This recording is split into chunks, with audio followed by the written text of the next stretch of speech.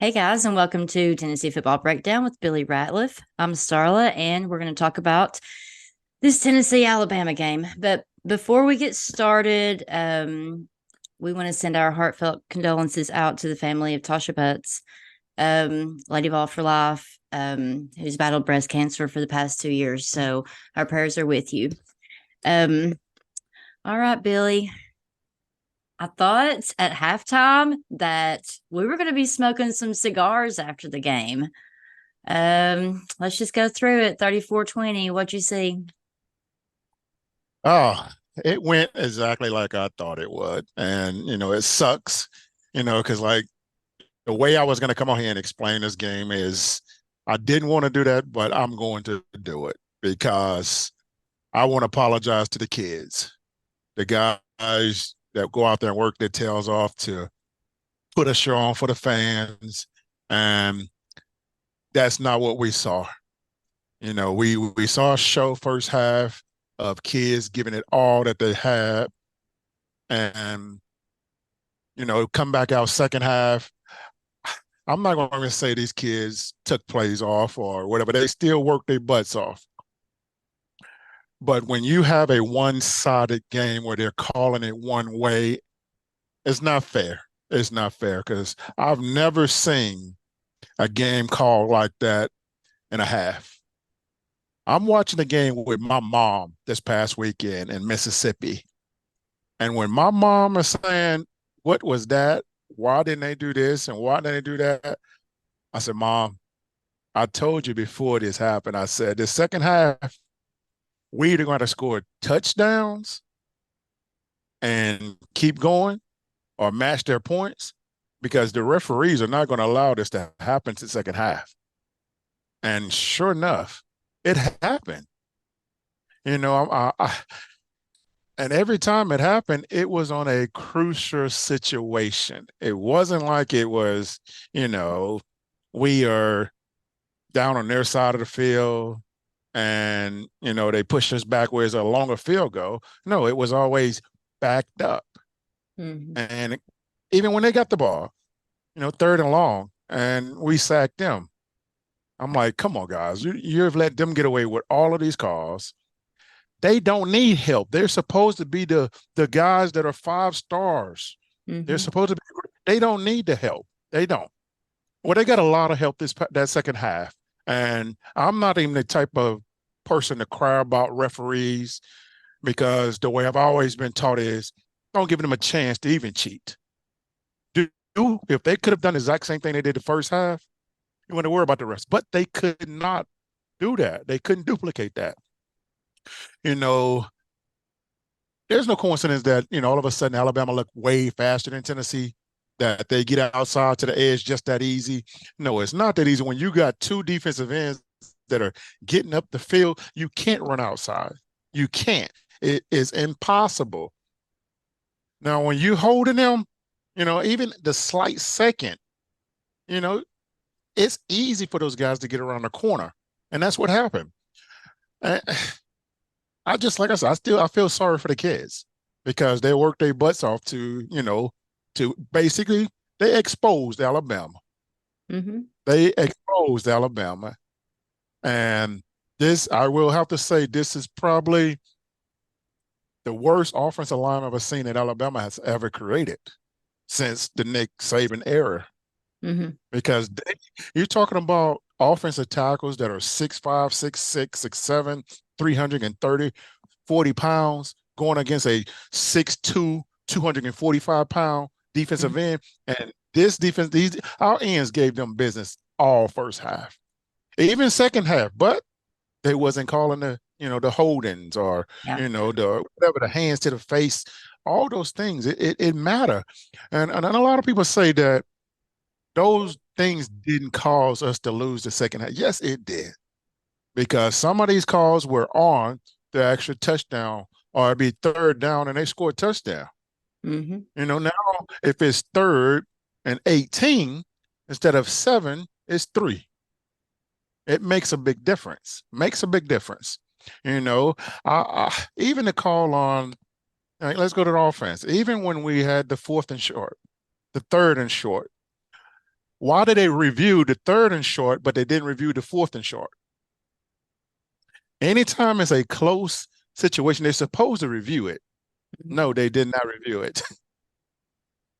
I And if thought they that would, yes. Squirrel was held really bad. That would have been a touchdown. Oh my God, the first half was amazing, man. It was the team that I knew we couldn't be all year. Mm-hmm. You know, I said if our defensive tackles give us any kind of push, Alabama won't have a chance in this game. And they did that, up into the second half. They couldn't do it because of the holding. Yeah. And it's hard to even talk about this situation because, I don't want to call it cheating, but it is what it is. And when you got people like when Lane Kiffin is commenting about it, you know it had to be bad. Yeah. Oh, so I thought Joe played really well, especially in the first half. I thought he played well all game. Obviously first better than the second. But how did you feel that Joe did? Joe did what he's been doing all season, man. I mean, and here I'm going to talk to the fans on this one because just to let you guys know that these kids are listening to you guys. Look what Joe did this week. Look what Joe did. He ran over people. He bulldozed people. Nobody think he can do this. People don't understand. He don't need to be doing that. He did that for the fans. He did that. So yeah, he can let them know that I can do it. But I need to be healthy for the rest of the season. I can't keep doing that. For instance, you saw what DB did when he went and ran up into to the running back. He broke his shoulder almost. Mm-hmm. Yeah. So imagine a quarterback doing that to a linebacker. He took a chance there. He risked it all on that, but he did something that he got everybody excited. Mm-hmm. He silenced the crowd because nobody thought that he can do that. He can do that, but he don't need to do that. We need him healthy. We need this man healthy for the rest of the season. I'm telling you, we got the best of our team this season, first half. Mm-hmm. That's who truly I thought we were going to be this year. That's truly who I thought we were going to be this year. It's just that, we got some unlucky situations at, second half. Yeah. Joe trucked that guy. I think it was his first run play. I was like, whoa, that guy's family's probably here. Yeah, I loved it, man. That's part of football, but I know he don't need to be doing that. Right. But that's part of it. I'm glad he did it to let everybody know he can do it. But no, I don't want him doing that all season. No. Yeah. So um, and then like I think they say like people want to put Nico in. So imagine if we had our I call him he's a scrambling type quarterback too. He can run. mhm. I think if Nico would have did that, Nico out for the season. Yeah. Shoulder broke Yeah. down. Probably so. um, I felt like our defense, I mean, they scored 27 straight, so I guess it doesn't look too good. But I mean, they played really good in the first half, and they kept highlighting that James Pierce matchup. Um, is he? Do you think he's emerging as a leader, even though he's a Yes. sophomore? Right now, I mean, he has to be the leader now. He has to be, since normally on defense, your linebacker is the guy that's very outspoken because, he's the one that still got the oxygen and keep on talking and everything. But our defensive ends got oxygen. They can keep on. They don't come out the game that often. Mm-hmm. And I'm surprised, but they're working. They're doing a great job. But yes, I think he right now is the clear-cut leader. He has to, at least if he don't think he got to take it upon his shoulders now. He's the man. Yeah, I think so. Um, a lot of people are questioning play calling. I think rightfully so, especially kind of felt like we got a little conservative. And then those fourth down calls, the first one in particular, I was not happy about it at all. I was like, why go for it here? Bama's not scoring 40 points a game this year. You don't have to go for it here. Make them go 90 yards. How did you feel about the play calling? Well, I truly think he is doing what I wish he don't do. Is you got to do your job. Stop listening to our fans. Stop listening. Stop listening. I promise you, they going to say what they want to say regardless what you do. I played on a national championship team, and we got the same stuff. So you cannot make everybody happy. This is your team. You got to control your destiny of what happens. Our fans will have to be, they have to be satisfied. They're not, good luck. They're not going to be the ones that get fired. Yeah. They'll be here next season, not you. Yeah. And he has to understand that. Now, people understand these plays are not coming from Coach Heupel. That's the offensive coordinator's job. He's letting them do his job. Now, the problem is he may have to start filtering these plays because he's going to be in the hot seat quick if he doesn't get this offense over the hump. That's the reason they brought him here. He's an offensive-minded coach. Now, if we want, now the next thing we want to do is get a defensive-minded coach because I still think we could have done something differently on defense to help out that holding where they're stretching it, because that is the only thing that's beat us all season is the stretching because of the holding. Florida did the same thing. It's the exact same thing. But the fourth down caller and the third down, the play, it was horrible. It was.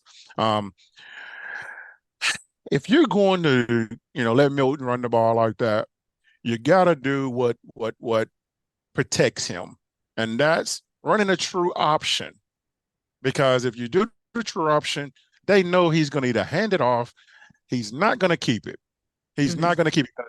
He truly don't want to run it, though. He doesn't. He truly doesn't. I don't think he does.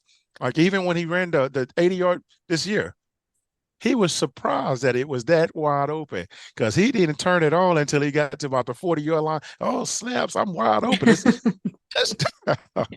But those third down and fourth down calls, I truly don't think he should have went for it on fourth down the first time. Should have pinned them back. Hopefully we get them. I mean, the way we kick it, easily could have pinned them on the 2-3 yard line. Is that not crazy what you just said? Because remember the first and second games of the season, we were like, I don't know about this punter, but man, he's doing good. I mean, he had one that went like 50 yards in the air and then it rolled another 15. I mean, I like him. I think he's doing great. I'm the same way. I still don't like it, but it's working. And I just hope it doesn't come back to bite us one time where you have a true team that is specializing on special teams and they key in on your weakness of that situation, finding a way to actually block it. And I can see that happening, but I see what they're doing after studying it. It's more of making sure the returning team doesn't return it. Get your kick coverage down there, and they can't return it. And hopefully it hits somebody, and we can fall on it. Yeah. It's ugly, but it's working. Yeah, it is. On paper, it's crazy how similar this game was. I mean, we had more first downs. Our third down percentage was better. We had more yards. We had more passing yards. Same amount of rushing yards. Do we have a problem? I know we have a problem, but I'm just asking you this. Our red zone offense, why can't we get in the end zone down there? Play calling or players?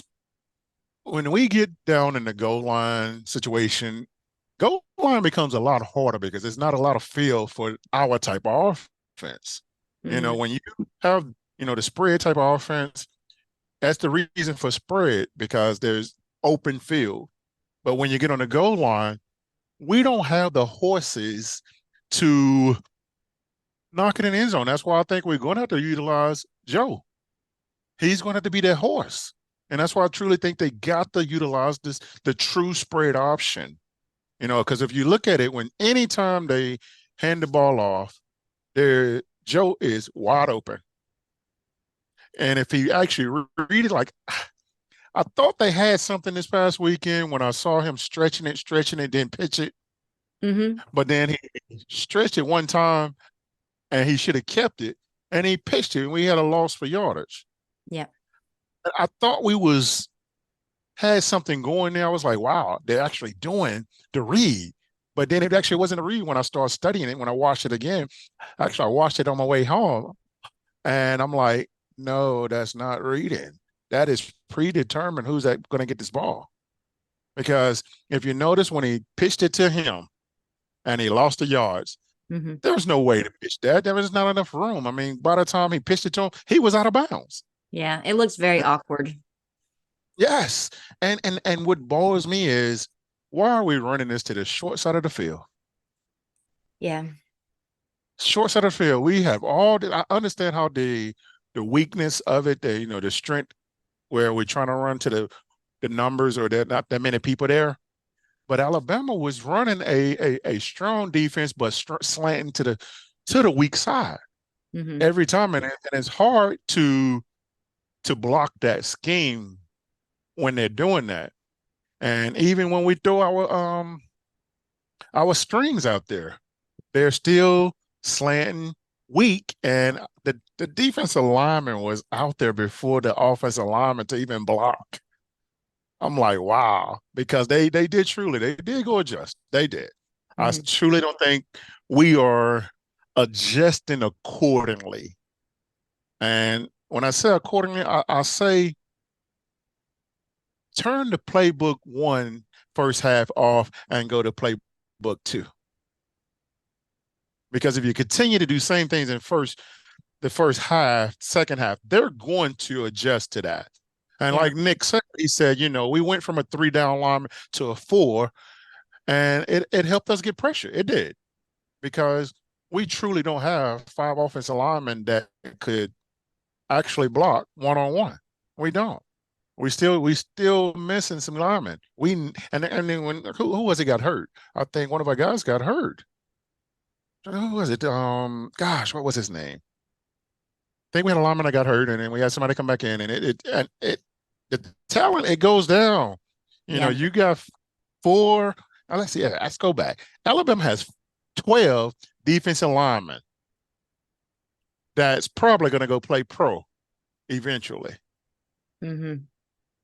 That's how good they are. Like, no, they're not been the dominant guys, but they're learning, and they still didn't show me anything to say that they won't lose another game or two. Yeah.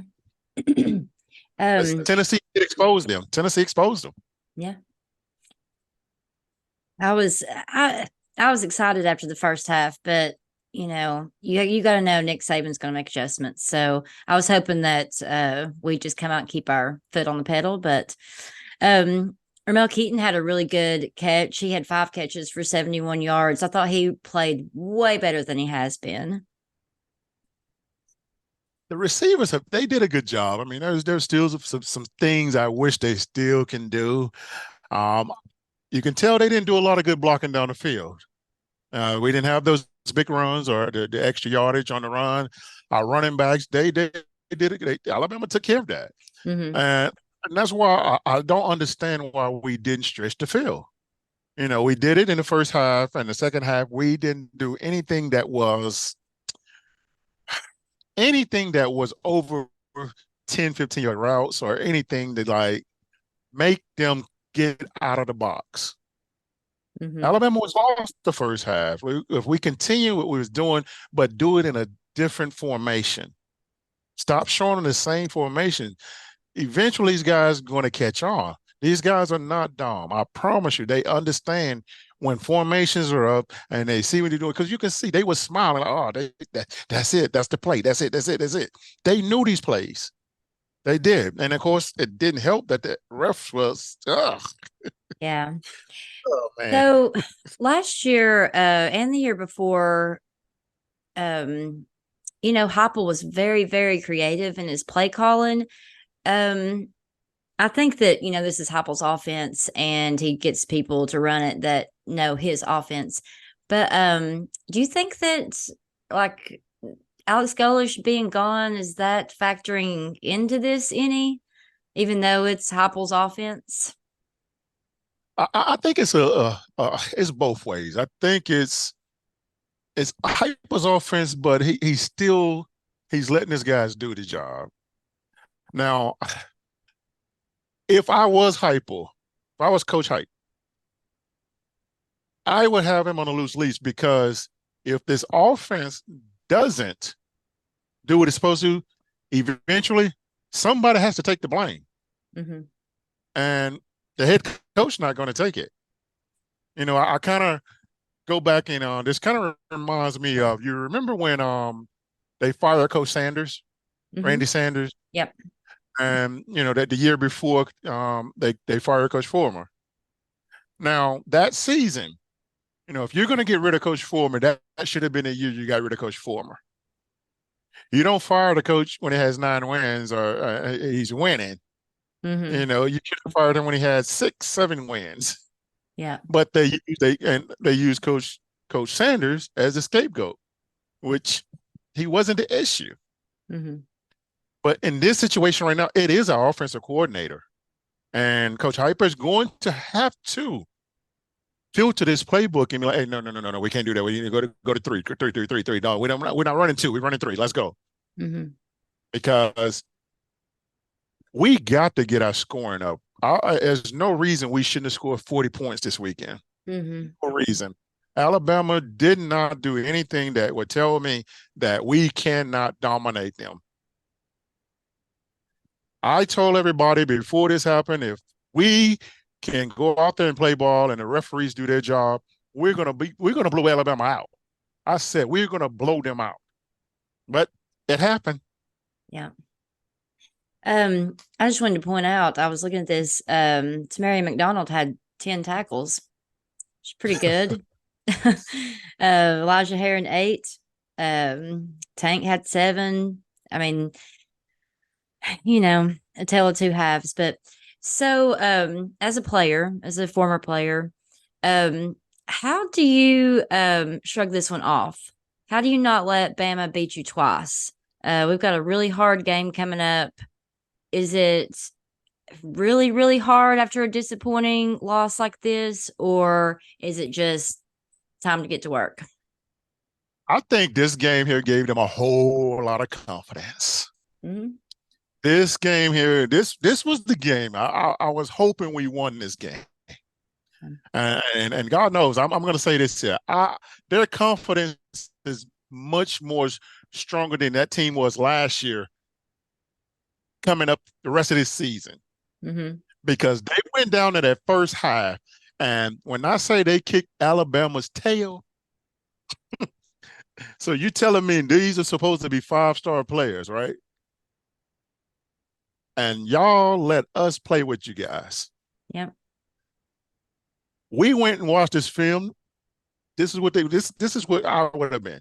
When our coaches would have been on us today, going through the film and watch it and showing us our mistakes, but also going to say, guys, we let it get away. We let it get away. If we would have played this first half the same way and the refs didn't do what they did, guys say, this is our game. Don't let this game dictate what we can do for the rest of this season. Mm-hmm. Wildcats this weekend, we're going to lock the gate. Yeah. Well, let's talk about it. We're not letting them score. That's how my coaches would have been talking. No one else scores this year. That's how that's the kind of confidence you have to use. You got to motivate them. Use this game for motivation because I keep saying to me, I feel bad for the kids, man, because the refs took that away. They took the momentum from the kids. They took the heart out and threw it away, and the kids couldn't get back in it. Yeah. Call after call after call after call after call. What can I do? Tell me what it, but I'll tell you, I'll be honest. If that would have happened when I played, I promise you, one of my teammates would have took one of those referees out. And I'm not even exaggerating. Ray Knock would have ran through one of the referees. I am not exaggerating. And would look at the ref and say, "Now that should have been a flag." Yeah. Oh Lord. Let's talk about this Kentucky game. I'm not worried because it's Kentucky and I don't care. There's one team in any sport that I will trash talk. One team. That's it. One team. Kentucky football. I don't talk to Florida. I don't talk to Bama. I don't talk to anybody else but Kentucky football fans. I'm like, I I do this. I'm 42. You got 4 wins, and they're not getting another one anytime soon. So, how do you feel about it? I love our chances. I think we'll go down and handle business. I think I don't think we'll see the conservative situation we saw the second half. I think we'll see a totally different offensive scheme this week. I can actually see Joe duplicating what he did in the passing game. I think the wide receivers realize how they have to compete and get off the line, and they saw that, okay, we just played against some of the best DBs in the country. They're not going to play anybody else like that until they see Georgia. Mm-hmm. No one else on the schedule has any DBs that good. And you show, I mean, it shows second halves, even first half, where some of those DBs was covering our receivers and they was blankets. Mm-hmm. But we got open. We got to continue what we did this past weekend. We got to utilize the tight end. Mm-hmm. The tight end is running free. He's out there doing jumping jacks. He's that wide open. The fullback is running free. Now, running backs got to get back to the basics. They got to understand that they're not going to be as fast as they're not going to outrun everybody we play. Mm-hmm. Some of those third and shorts, if we would have got behind the fullback, it's first down. End zone, and even in the goal line, we run behind the fullback, it's touchdown. When we're in that formation, we gotta read the fullback. We didn't do that. We gotta correct our mistakes. I think if we correct our mistakes that we did this past weekend, Kentucky don't have a chance. Now, Kentucky's going to play their best game against us. Everybody does. Everybody plays Tennessee totally different. Totally different. And I don't care what they do this weekend. It's not going to work. I think these kids understand how to compete now and realize that we are just as good as these guys. We are. And if they play even half of what they did the first half against Bama, Kentucky don't have a chance. I mean, their home field advantage is not like any other school home field advantage. That crowd is not like any other. That's not a Florida crowd. That's not an Alabama crowd. No, that is totally different. That's not Rupp Arena. No. And usually when we play them, it's really cold up there. I know the last 2 times for sure, I don't know, that we went to Lexington, it's been super cold and it's supposed to be like 70. That was like the one thing. I don't know. I mean, I don't know that they have any advantage, but I would call that a disadvantage for anybody because I don't like being cold. But so they've got Ray Davis. Devin Leary's awful. He'll probably have a better game than normal against us, but I'm just not worried about it at all. I'm not. I'm not. I think, I think that Kentucky's going to overhaul themselves. They're going to come out playing too hard and go make mistakes. I think they're going to try to limit our defensive ends and try to run up the middle. Our weakness is our middle, but I truly think since Elijah is back and I think he's finally healthy, I think he understands that he has to be the man in the middle. He is too good to be playing the way he's been playing. Mm-hmm. And if we can get him to just push the middle, oh man, you're talking about a blessing in the sky that helps our team out. Anytime our defensive tackles push the middle, something always happens. What is a sack, pressure, interception, pass deflection? it's hard to do if you got your quarterback running everywhere. Hmm. Now, one thing that's going to help, we're going to have to chase a quarterback. We get to take a break. We don't have Yeah. to run around with a scrambling quarterback for a change. But Hmm. I think he's going to be still try to play lights out. I still think we'll win at least by 17, 20 points. Okay. I haven't seen the line yet. Have you seen the line on that I, game? I think it was, I think, let me see. I'll pull it up real quick. I just saw it a moment ago. The line on this game is, oh man, we play at 7:30. That's a late game. I wasn't expecting that. Wonder if they'll do some Halloween vibes like we did last year for them. Wow. So did Tennessee drop out of the poll? No, I think we're 21. Let's see. And of course they did. They put Bama in top 10 again. They need to quit that. Looks like Wow, four. they only We're got a 4 points. 4 point spread. That's probably gonna be, yeah, we'll win by 10. That's gonna be a very, I think that the line's been messed up on that one. So, I think they're giving Kentucky a little bit more because their defense is pretty good, mhm. but think I no Kentucky is nowhere near what the defense of like Texas A&M Mhm. or Alabama. I truly think we have played the best defensive line that we're going to see all year. Mhm. Georgia going to be good, but I still don't think they're as good as A&M and Alabama's defensive line. Okay. All right. Yeah. So this is thinking way ahead, but Missouri's looking really good. I'm Well, surprised. I don't think we'll have an issue with them either. It's the same offense we run. So we're used to seeing that. And, Hype can be able to help slow that down by teaching it's simple though. Like if we can do our jobs with our defensive tackles, that is the key. If our Hmm. defensive tackles can just push the pocket, we have no issues with nobody. I promise you that. Hmm. Now, one thing I wish that we could do now, our defensive coordinator, he's not doing anything to help his star players on defense.